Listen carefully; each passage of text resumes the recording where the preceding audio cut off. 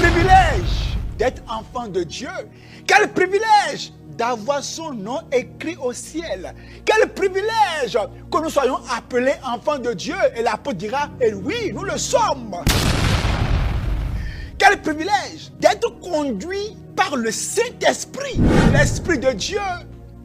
Quel privilège exceptionnel d'être un serviteur de l'Éternel, d'être au service de Dieu, de lui consacrer notre temps, notre talent, notre énergie. Quel privilège d'être un évangéliste, quel privilège d'être un chanteur de l'Éternel, de chanter à la gloire de Dieu. Quel privilège de gagner des âmes pour le Seigneur. Quel privilège. Quand je prends aussi le cas de Judas Iscariot. Judas Iscariot qui mangeait avec Jésus.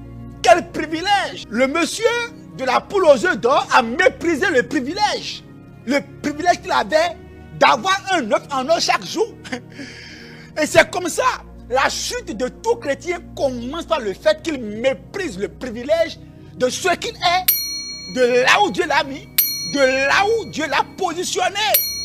La chute de tout chrétien commence par le fait qu'il méprise le privilège de ce qu'il est, de là où Dieu l'a mis, de là où Dieu l'a positionné. Judas Iscariot méprisait ce privilège d'être à côté de Jésus, à côté du Fils de Dieu, oh que dis-je, à côté de Dieu. Qu'est-ce que Satan prend pour te tromper, pour te dire, laisse ta foi, écrase ta foi, et tu auras ça et ça. Le bonheur, c'est Jésus. Quiconque dans ce monde n'a pas Jésus, je vous le dis, n'a pas le bonheur et ne peut avoir le bonheur. S'il pense avoir le bonheur, ce n'est qu'un bonheur illusoire.